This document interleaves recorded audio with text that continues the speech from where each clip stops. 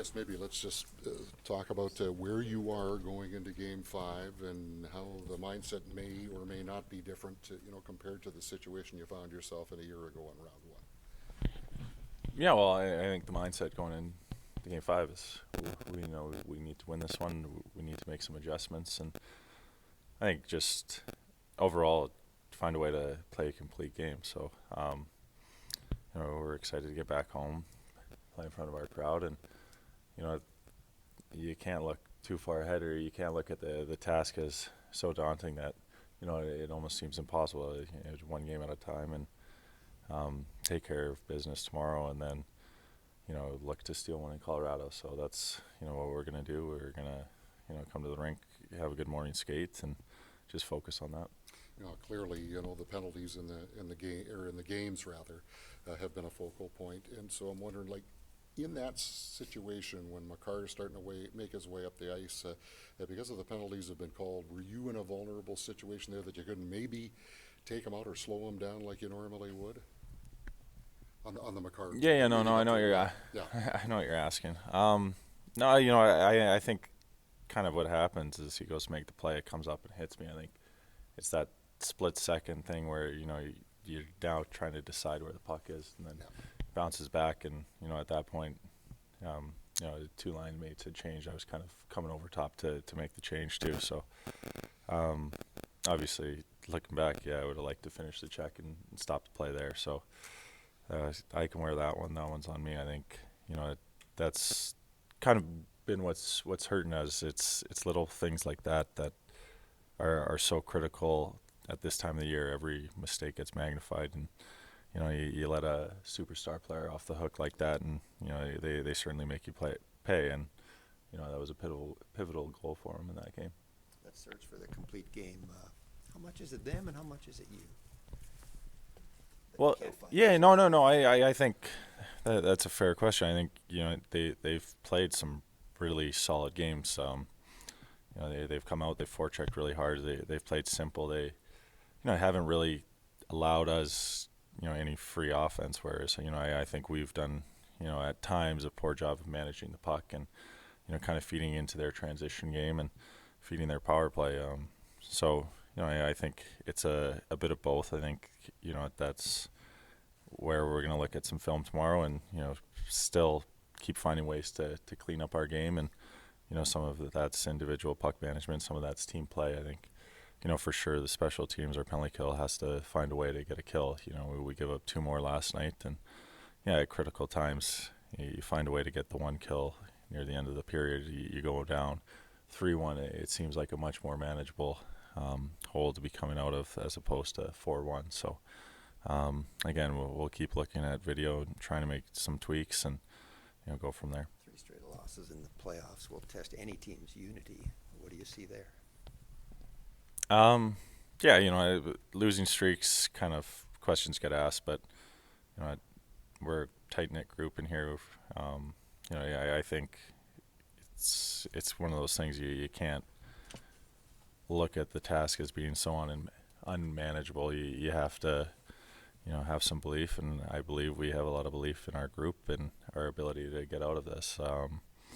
We know we need to play better than we've shown the last couple of games. There's been spurts of where we've played better. You look at kind of game 3, the first 40 minutes, I thought we played a pretty solid game, but 2/3 of a game, or a third of a game there, that's not going to get it done against an elite team like the Avs. So kind of just like I said, we'll look at some things from last game, things we can clean up and implement them tomorrow night, and we'll need a better result than we've gotten so far.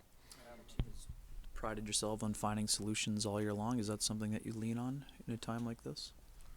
Yeah, like I said, there's areas of our game we need to clean up. There's areas that we know need to be better, and it's not letting guys off the hook. It's being accountable and finding ways to kind of stop some of their best players. So I think everyone in this room would agree that we all can play better, and that's what we're going to look to do tomorrow. Core members of the club, like you, Mark, Nikolai, Connor, who've been around for a lot of years. Do you feel that you're not just wanting to fight history, the Jets' playoff history, but need to change history, given that years past the team has lost in 4 straight games to be eliminated and multiple times? No, I think if you just live in the past, you kind of lose sight of the present and what's going on. I think every playoff series is different. Every playoff year is different. Teams are different, right? So, there's certainly going to be a narrative that has happened, and the history backs that up. But we're focused on this series with the Avalanche, and how we get out of this and how we get the win in Game 5. That's all we can focus on. Do you guys take a measure of satisfaction to celebrate Connor being nominated as one of the finalists for Vezina? Yeah, I actually saw that on the way to the rink this morning. So, I think we all kind of knew that was coming. He's been tremendous for us all year.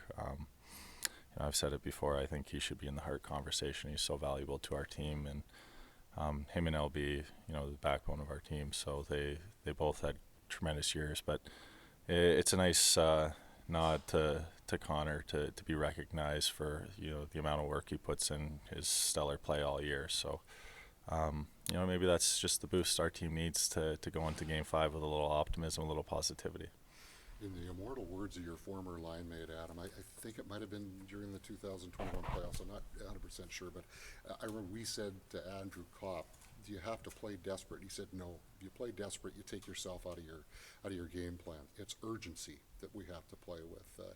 So maybe a thought from you on the difference between playing with urgency and playing with desperation.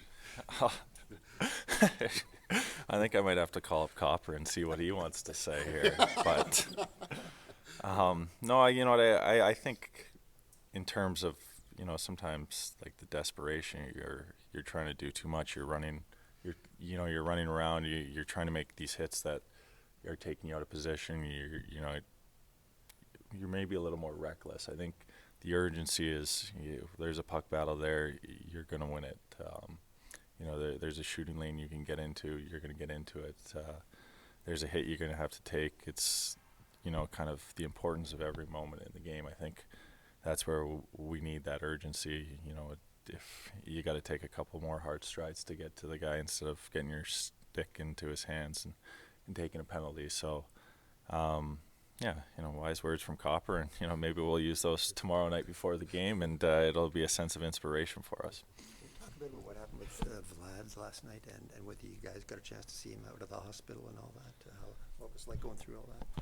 Yeah, honestly, it's terrifying. Like you hear the sound being so close to it, and he goes down instantly, and then there's the pool of blood, and I think first and foremost you're hoping that it avoids his eye, and there's going to be some damage, and from all the reports, like we still haven't seen him, but from all the reports, he certainly avoided the worst, and he's going to be traveling back to Winnipeg at some point today, I believe, which is awesome news for us. He's such an important part of our team, such an important player. He's so versatile, and such a great guy in the locker room. But anytime puck comes around the head area, and at that impact, you kind of hold your breath and hope for the best. I think you saw both teams, both players.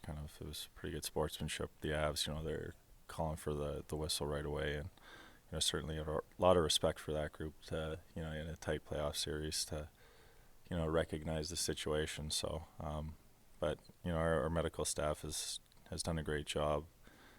Back-to-back games where they've been called into action with a couple scary incidents. So, again, just, want to show my appreciation for Rob Millette, Dr. Peter McDonald, and the rest of the staff we have. They do such a great job of taking care of us and, making sure our safety is a priority.